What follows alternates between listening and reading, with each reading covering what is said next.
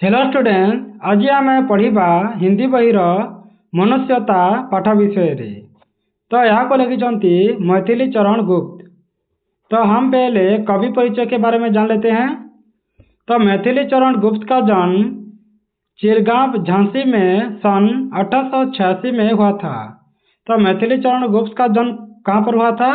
चिरगांव झांसी में 1886 रे से जन्म ग्रहण करथिले। तो उनकी पढ़ाई घर पर ही हुई थी। तो से कोटारे पढ़ाई करथिले घर रे हैला। उन्होंने हिंदी के अलावा संस्कृत, बंगाल, मराठी, अंग्रेजी में भी अच्छा ज्ञान प्राप्त किया था। तो से आउ को भाषा जानुथिले? जेमती संस्कृत, बंगाला, मराठी, अंग्रेजी यही सब भाषा जानुथिले। तो बचपन से ही वे कविता लिखने लगे थे। तो से छोट बेलू ही कविता लिखा से पसंद करुथिले। अपने जीवन काल में ही वे राष्ट्र कवि के नाम से प्रसिद्ध हुए। तो तांको जीवन काल ही से गोटे राष्ट्र कवि भाव से प्रसिद्ध होइथिले। तो गुप्ता जी का परिवार राम भक्त था। तो गुप्ता जी का परिवार कैसा था? एक राम भक्त, यानी तांको परिवार सभी लोग राम भक्त थिले। तो उन्होंने भारतीय जीवन के आदर्श, इतिहास और संस्कृति को अपने काव्य का आदर्श बनाया। तो से कौन कौन लिखुथिले? आम भारतर संस्कृति को, परंपरा, इतिहास, आदर्श विषय से लिखुथिले। तो उसमें क्या था? जैसे स्नेह करना था, प्रेम करना था, दया, उदारता, ये सब मानवीय भाव को भी वो साहित्य के माध्यम से उजागर करते थे। तो कवि कौन करुथिले? मनुष्यर भावना को से कविता माध्यम से लिखुथिले हैला। तो से कविता विषय में पढ़िबा एबे। तो यह कविता क्या सिखाता है? जैसे इस कविता में मनुष्य को महान बनने की प्रेरणा दी गई है।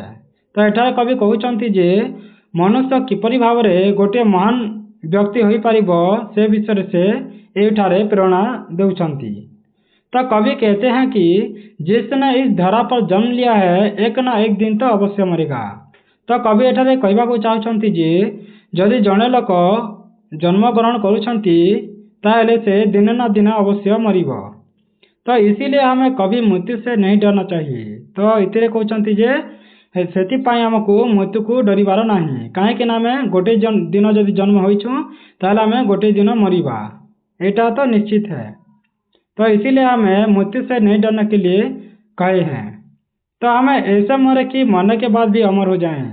तो यहाँ कहते जे आम जदि मरिबा तो एमती हिसाब से मरिबा जहाँ आम अमर होइकी रही जिबा। तो आम जब एमती गोटे काम करिबा जहाँ द्वारा आम मृत्यु हेले बा मरीगले आमको अमर हो रही जिमु आम बा लोक मैंने आमको मन रखिथिबे। जेमिति आम महात्मा गांधी को, जवाहरलाल नेहरू यही सब को आम मन रखुछुं। से मरीगले आम तांको स्वर रखुछुं बा से मरिकी भी अमर हो जाइछंती। यदि हम जीवन भर सत्कर्म नहीं करेंगे तो हमें अच्छी मृत्यु नहीं मिलेगी, अर्थात मरने के बाद कोई याद नहीं रखेगा। जदि आम आम जीवन में जदि भल काम न करिबा ताहेले आमको किए मध्य मन रखिबे नहीं। सेइथिपाई आमको भल काम करिया पई कवि कहउचंती सत्कर्म नहीं करोगे तो अच्छी मृत्यु नहीं मिलेगी। तो आम जदि भल काम न करिबा ताहेले आमको भल मृत्यु आसिबो नहीं, किंबा आमको जेतेबेले आम मरीजिमु ताहेले मध्य आमको किए मन रखिबे नहीं।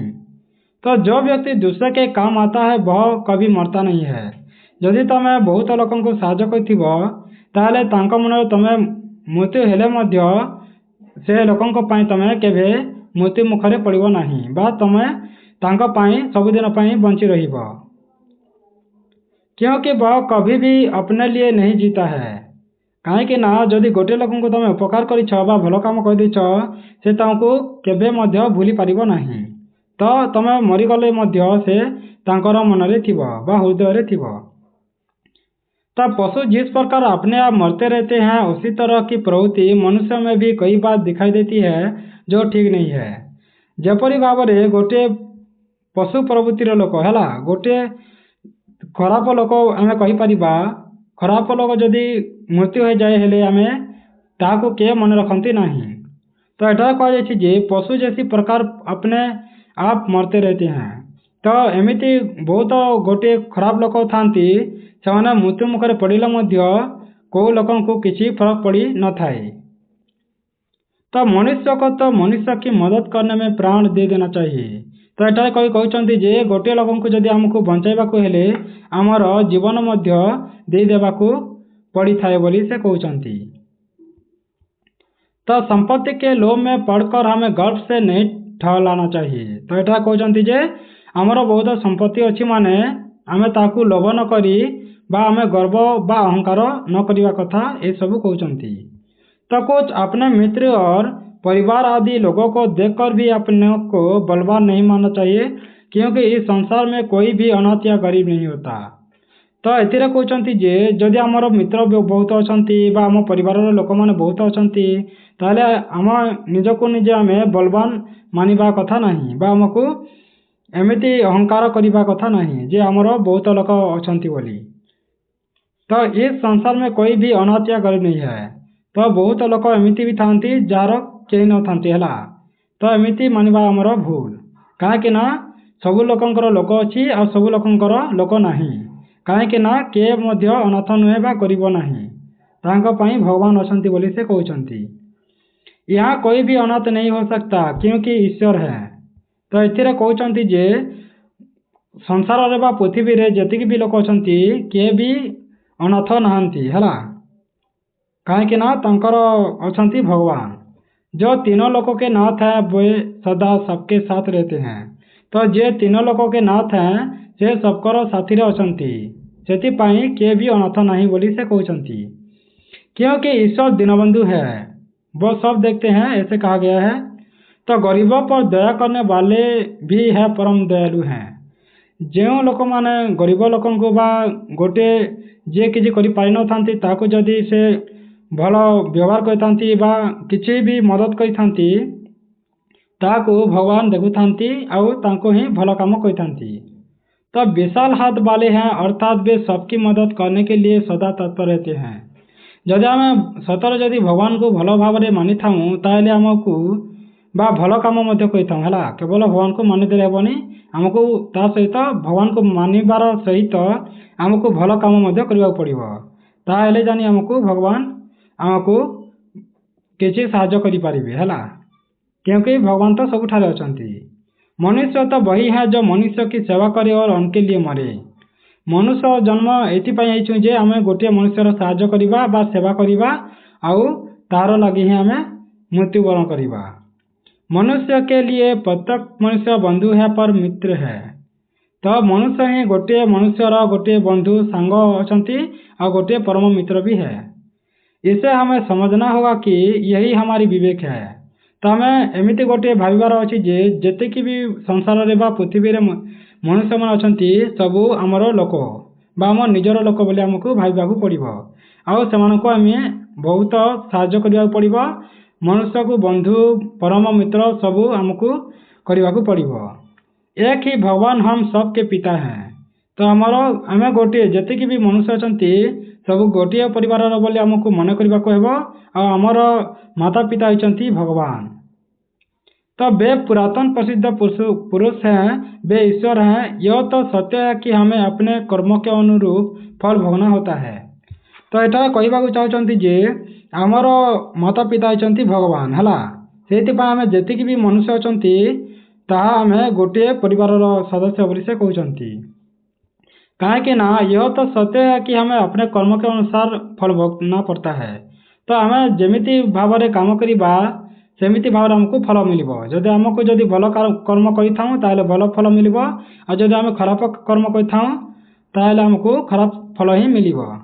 तो इसीलिए बाहरी तौर पर हम भले ही अलग अलग दिखाई देते हैं पर अंदर से एक हैं। तो एटा कहबाकू चाहछंती जे भले आम मनुष्य अलग अलग शरीर धरिछु हेले कौन होची आम जोटा भीतर अच्छी आत्मा सेटा होची गोटे हिथुरु आसुची सेटा होची भगवान। तो आमर जेतिकी भी हैला पृथ्वी रे बा जेते भी मनुष्य अछंती सबु आत्मा ही कोठिरो आसीची सब भगवान रो ही आसीची।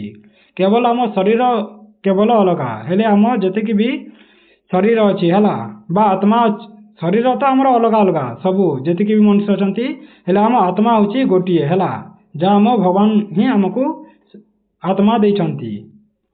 तो हम में अंतर ही एकता है। तो आम आमर केवल शरीर अलग अलग अच्छी हेले आम आत्मा गोटे बा आम भगवान ही सबको आत्मा देते आत्मा ही आमर भगवान रु ही आसी तो भगवान तो गोटे ही तो आम भगवान ही सबको आत्मा देते आत्मा तो सेम अच्छी हेले आम शरीर अलग अलग। तो समाज में अनर्थ तब होता है जब मनुष्य दूसरे को अपना बंधु नहीं मानता है। तो समाज में केतेबेले अनर्थ होता है जेते बेले गोटे मनुष्य आउ गोटे मनुष्य को बंधु बा गोटे मित्र परम मित्र न कही से शत्रु बनाई थाए। तो मनुष्य को ही मनुष्य की पीड़ा को दूर करना होगा। तो गोटे मनुष्य को आउ गोटे मनुष्य साहाय्य करने कथा तेना जाक आम आग को बढ़ी पारिबा। तो इसीलिए सही मायने में मनुष्य वह है जो मनुष्य के लिए मरता है। तो एठारे कहते जे गोटे मनुष्य ही गोटे मनुष्य को साहाय्य करिथाए बा ताको मित्र बा कथा हेले आमे कोन करूछु गोटे मनुष्य ही आ गोटे मनुष्यर शत्रु हेबारे लागुछु जोटा एटा ठीक नुहे बोली एठारे कवि कहउचंती। तो एठारे एटा कवि आकार रे लिखा जायछि कविता आकार रे मनुष्यता जेमिति मु जतिक भी तुमको बुझाइछि सेटा ही लिखा होछि हला जेमिति मु पारे पढ़ी भी देउछि। विचार लो कि मत्स्य होना मृत्यु से डर कभी मर परंतु ये करो कि याद जो करे सभी। तो यहाँ जीक भी अच्छी है सब मु बुझे देछि जोटा यहाँ तुम पॉइंट देखुच सब मु बुझे देछि है। तो ये तुम बहुत गुड़े जिनिस शिखि पारिछ कहीं आम गोटे मनुष्य को आम मनुष्य को साहाय्य करवा जरूरी है कहीं गोटे मनुष्य ही मनुष्य को साहाय्य कर पारिबो किए पशु यहाँ तो किए भी पशु पक्षी आसिकी मनुष्य को साहाय्य करेंगे नहीं। तो जदि ये वीडियो तुमको भल लगी थाए ताले तुम सांग मान सहित है जे मैंने तुम सहित पढ़ुंट तुम शेयर करदेव और जब तुम सब्सक्राइब करना ताले सब्सक्राइब करदेव जहाँद्वारा एमती तुम नुआ नुआ वीडियो गुड़ाक पाइपर। धन्यवाद।